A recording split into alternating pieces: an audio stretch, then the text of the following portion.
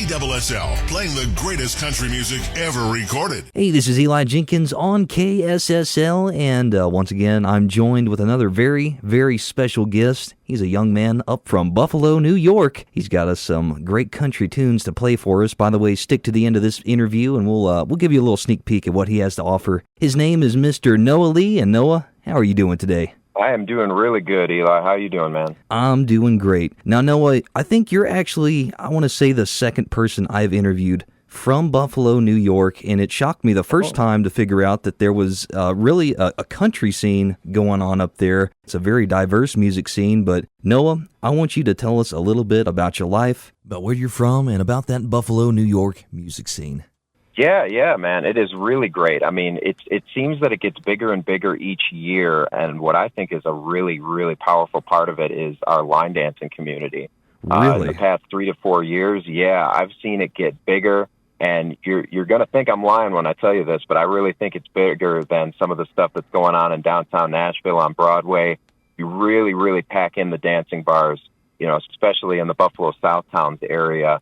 So that's been such a great part of the scene, and it's brought a lot of new bands to the forefront of the stage, so to speak. Now, myself, I've been writing music for the past 5 years, doing live music for the past 8, and I really started to shift to that contemporary country sound about 2 years ago, just really, like I said, looking at where the scene was going locally and then nationally as well, the charts. You had a lot of crossover artists from the folk genres and from the pop genres as well, like what Post Malone was doing, a little bit of what Noah Khan was doing as well. And saying, if I really want to take this thing to the next level and boost my presence as an independent writer and a producer as well, I got to start going a little bit more contemporary country. So that's what I did for my second album, and it's been doing really well. I'm glad to have some radio presence here in my neck of the woods. But I try to stick to the classics. I was born and raised here in Buffalo, but on the classic country music, I love the Bakersfield sound is such a big part of the music that I write, and the outlaw scene as well, the classics like Waylon and Willie, Johnny. I try to really keep it close to them by putting a little bit of a modern flair on it, if you know what I mean. Absolutely. And by the way, I should mention, you're a little bit young, I think, to be doing such a big number up there. You're only about 24, is that right? Yeah, that's right. Yep, I just turned 24 about 3 months ago now. And listen, I got to tell you, audience, when I do play a song of his, you got to listen to the guitar. You play the guitar in all your music, right? Yeah, I play the rhythm and the lead guitar. Yep. Oh, man, and listen, I think you do a fantastic job on all that, and again, to be so young and to be so talented, and especially to be writing your own music. As you mentioned, you've got a new album that has come out. Can you tell us a little bit about that and about your songwriting experience? Yeah, definitely. So when I was starting out, 16, 17 years old, playing, covers and bars and restaurants and whatever, I was always intimidated by the writing process. And it was something that I looked at people that were, younger than me at the time, writing these beautiful pieces of music in whatever genre it might have been. And just thinking, God, I don't think I can ever be able to do something like that and to really, put something creative down that people can be influenced by and that can relate to. Until the pandemic happened. All of a sudden, right, I'm sure you remember, there was no gigs happening, not a lot of live entertainment. All of a sudden, I had all of this time on my hands to really sit down and think. At the same time, to pay the bills, I got a teaching job, playing guitar and teaching guitar to young kids, which really influenced me. And I had some coworkers of mine that said, you're going to school for mechanical engineering. Why don't you dip your toes into the audio engineering pool, and then you can start to produce music as well? So I think between that and really, having the time to sit down and get in touch with the heart, with the soul, and with my faith as well, to be completely honest with you, and just really, and it was hard at first. It would take 2-3 weeks to get a song A to Z. But the best part was being able to craft the image in my mind of the sound to the final output without having to go to an external producer, because there are some creative gaps that can happen there. And I'm proud to say I've kept the production of both my studio albums in-house. But as far as the second album goes, it's really more of a celebratory thing. First album was, again, very pandemic-inspired. There's a lot of slow ballads, a lot of heartfelt songs. But by the time the second album came out, I was like, I've got something here. I've got a base and a foundation that people can relate to. So why not, really make it something that people can crank up and sing along to? So let's go, party country music, contemporary country. I want them to write songs that people can dance to. And I think that's really what boosted the presence of it quite a bit. So I just, I look around at life and, experiences that I've had, wins and losses, right? Heartbreaks and triumphs and things like that, and just let the music flow, All right. You pull a lot of experience from just life, and I like that. By the way, that album that we were talking about, it's called Borrowed Trouble, or at least the recent edition of it is Borrowed Trouble Deluxe Edition. One of the songs on there, one that you personally wrote, is One for the Boys, isn't that right? Can you tell us a little bit about that one? Yeah. That's the album opener, and it was one of the first songs that I'd written for the project, and I wanted to kind of do a little bit of a tongue-in-cheek thing, because like I said, my first album called Over You was just this heartbreak concept album all about my past heartbreaks and losses and unrequited love and all that wishy-washy stuff, and I said, I don't have any party songs. I don't have a song that all the boys can listen to on a Saturday night or something like that, so I start that first verse off in the opening line about wanting to sit down, writing a song about a woman who done you wrong, but just the words aren't coming to you. So you know what? Let's, what the heck? Let's write one for the boys, getting drunk, going fishing, working hard, making a living, and just it's such a cool song to play live too, because you really get the crowd in. There's that lyric in the chorus about making a lot of noise, because this one's for the boys, and just everybody gets real rowdy and yelling and screaming. It's one of the best things for me. Oh, man, that's awesome. And also, we were talking about, you producing your own albums and your music. Your record label is Lofted Studios. Is that correct? Yeah. Okay. Yeah. Tell us about the inspiration behind that name. I'm a little curious about that. Yeah. So it's a home studio, as you might expect. And when I was working with third parties like DistroKid and then ASCAP, all of them wanted an independent label name. And the house that we bought that we're living in right now, the old owner was a music teacher, and he used to have all of his instruments in the upstairs of the house, which is this A-frame style loft. And it's really nice, rustic with wood, you can imagine, kind of like cabin life style.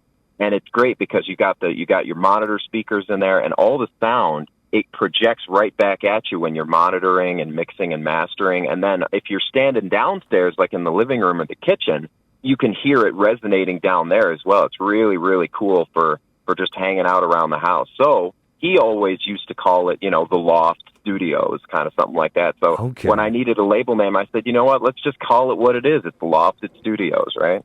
Okay, that's kind of on the nose. I like that. That's fun. Well, Noah, can you tell me a little bit about your beat up there in Buffalo? Where do you normally play? Where can we normally find you up there?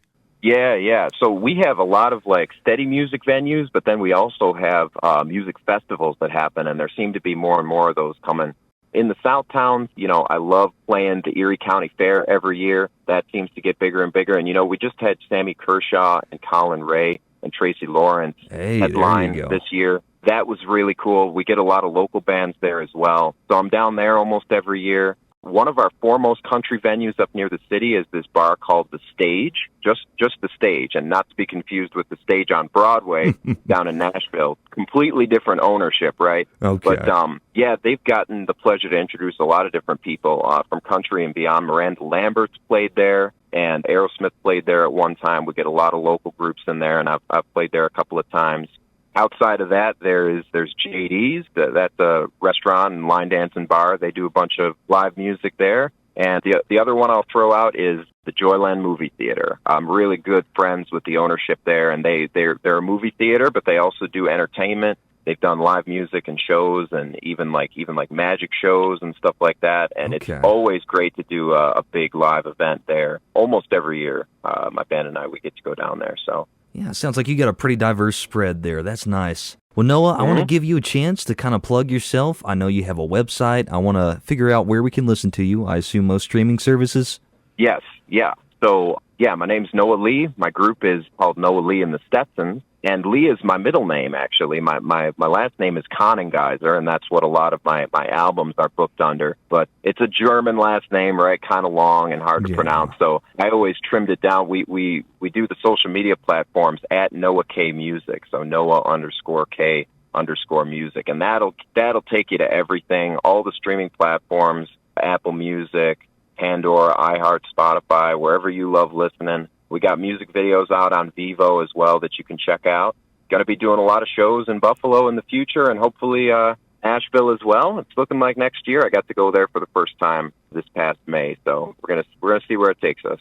Well, Noah, we're just about out of time, but I do want to give you a chance to kind of inspire some of the younger artists here in Lubbock. I do think there is a lot of younger artists around your age that are trying to, get a little something under their feet. So, Noah, do you have any advice you'd want to give any of the younger aspiring artists here in Lubbock? Yeah, definitely. Stick to your influences and inspirations, and then write and sing from the heart is the best kind of advice, because, I'm sure you'll know, Eli, there's a lot of people that you can talk to as a musician that try to put you in a box, tell you to, maybe play a certain way or look a certain way or act a certain way.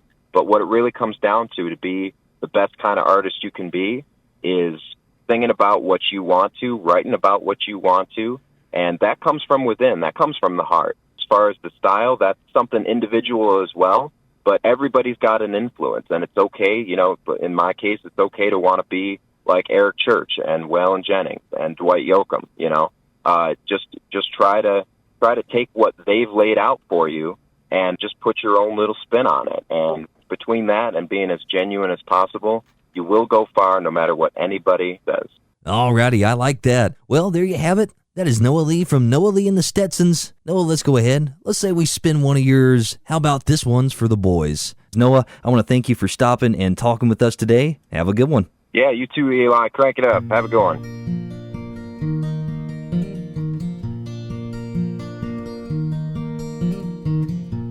I wanted to sit down tonight and write another song. Something about women breaking my heart and doing wrong. But the words ain't coming to me, no matter how hard I try. So this one's for the working man, the barroom brothers and the good timing guys.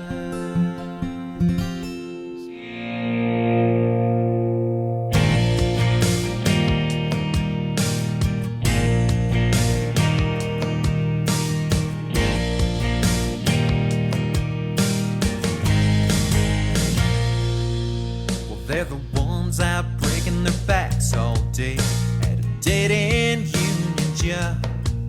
They're the ones out lifting an ice cold beer at the honky-tonk getting loud. Yeah, and some are loading up a 12 gauge and some are throwing out a line.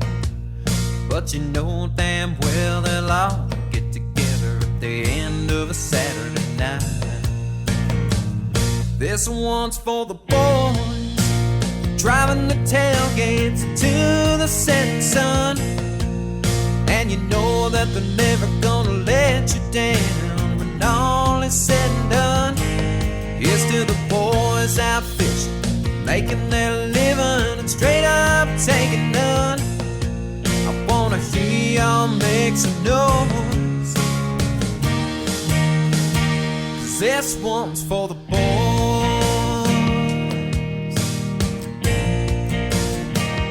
This one's for the boys.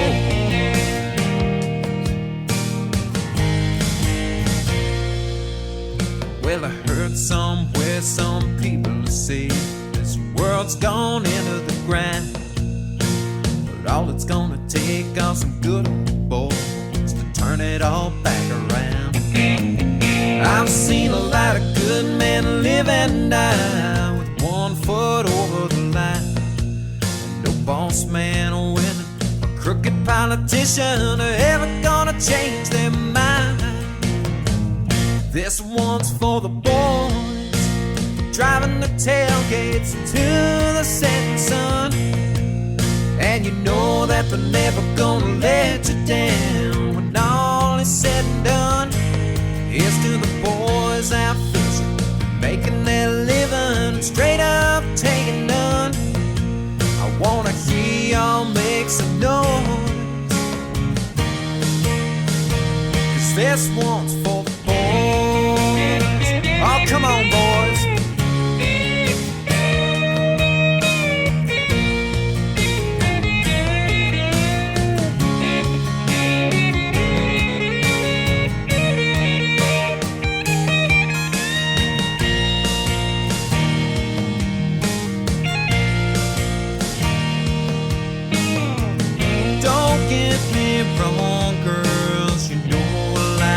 die. Right now, yeah, me and the boys are about to get wild.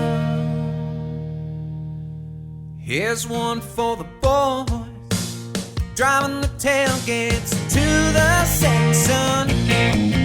And you know that they're never gonna let you down when all is said and done.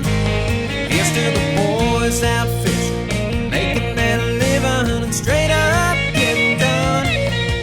I wanna hear y'all make some noise,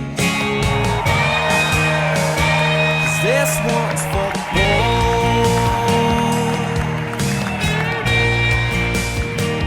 This one